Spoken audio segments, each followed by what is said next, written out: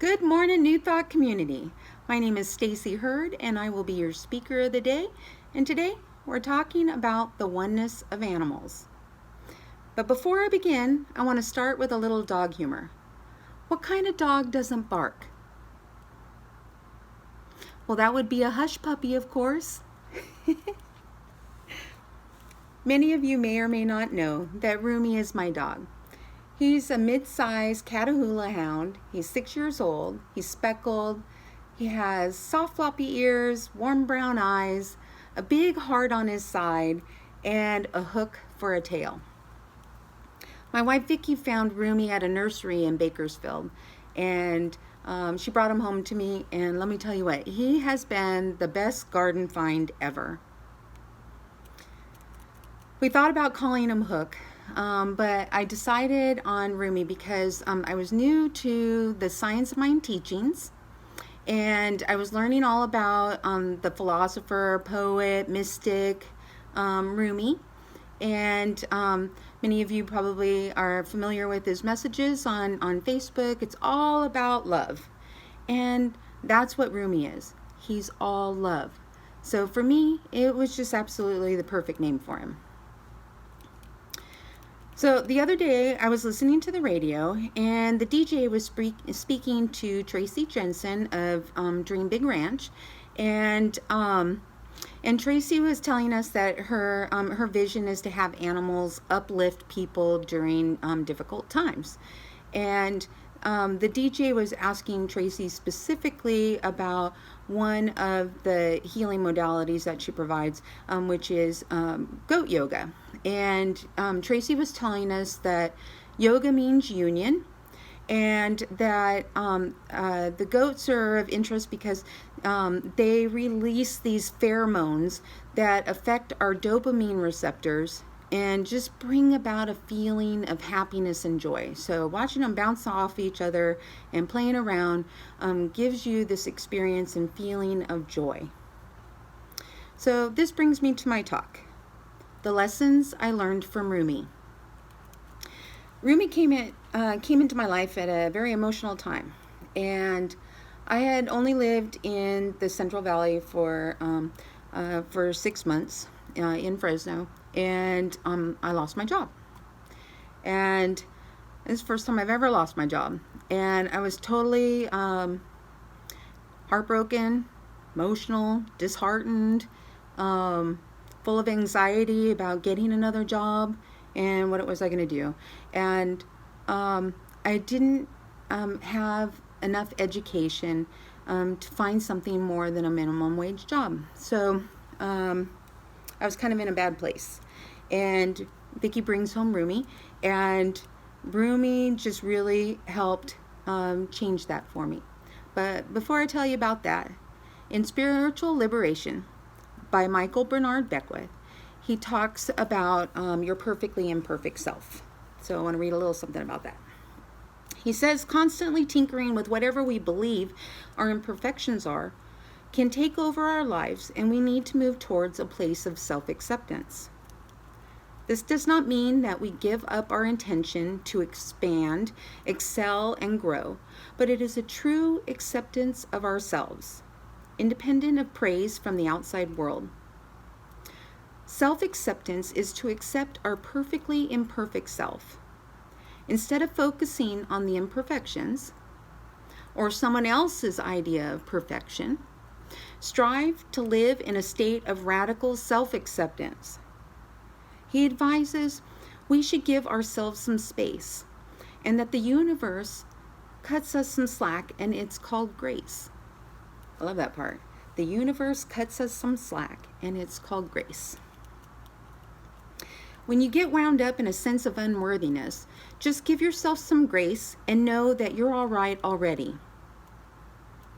When you move through this life in a consciousness of I'm all right already, you realize you're not moving from imperfection to perfection or from incompletion to completion, but instead you realize you're moving from one point of development to the next.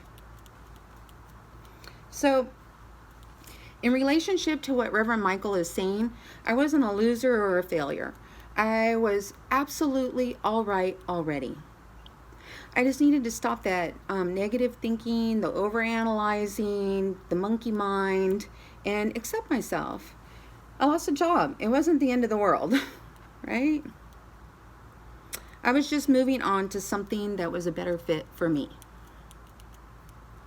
And Rumi helped me do this by turning my attention towards him, something other than myself. So that's what you got to do, is turn your attention to something else. And when you get away from that negative and you start bringing positive into your life, it's going to change your outcome, right? So he was a total distraction for me.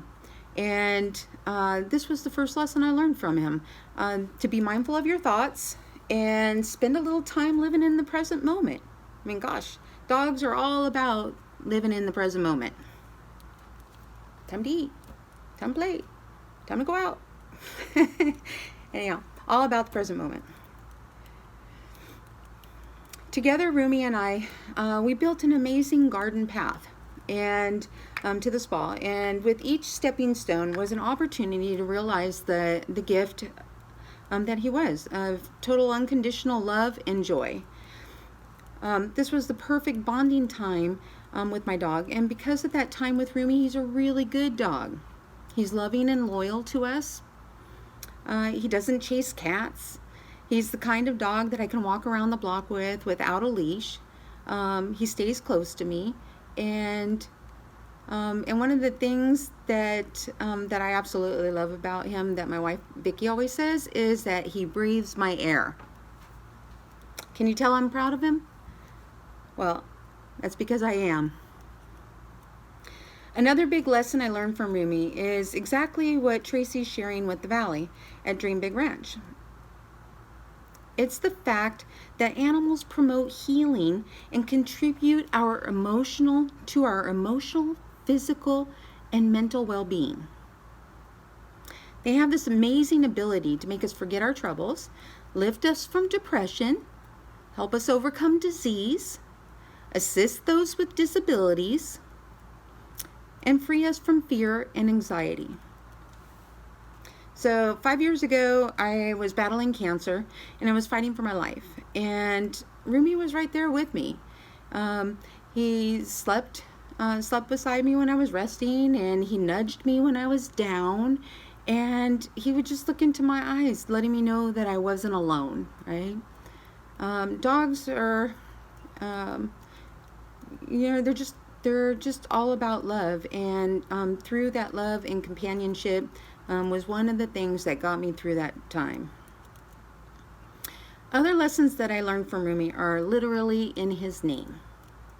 R for reverence. I have a deep respect for Rumi, and he respects me.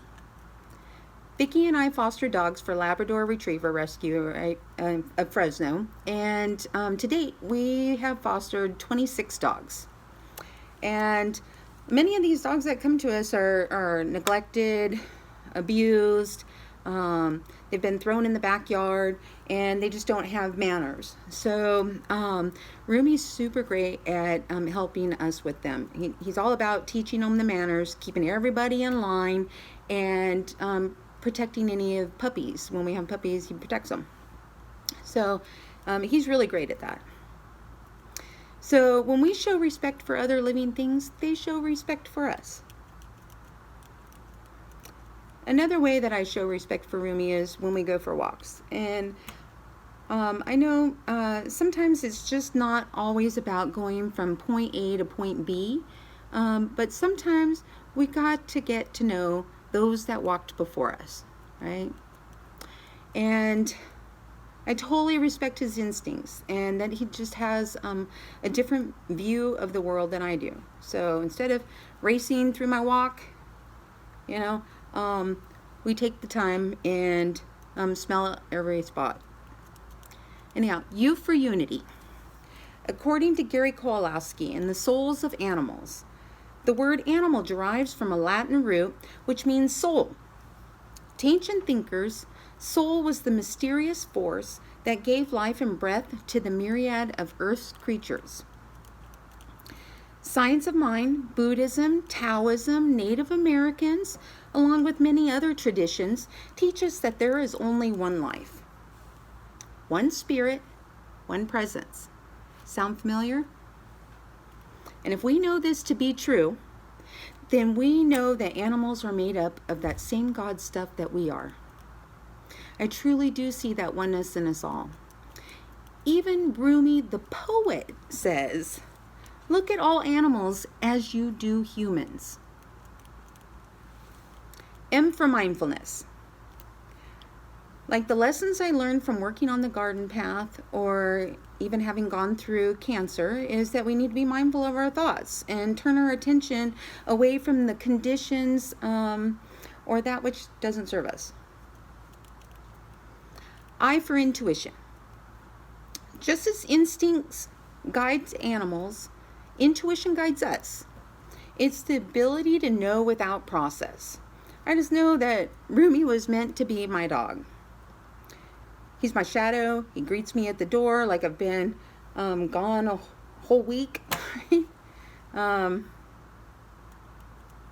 comforts me when I'm down. He motivates me to be healthier. He helps show the foster dogs the ropes, and he lets everyone know his spot's beside me. Another important lesson I learned from Rumi is best said by practitioner Michelle Howler, who wrote an article titled, "Our Pets as Oneness." In referring to the creative process, she indicates that our thoughts are reflected through our animals and are a reflection of what we think and desire in our hearts, which means that animals around us are a mirror into what we believe. Ernest Holmes in The Science of Mind affirms animals are purely subjective, or are almost entirely so. They have very little objectivity or choice and reflect only truth. Animals do not have the capacity to demonstrate falsely.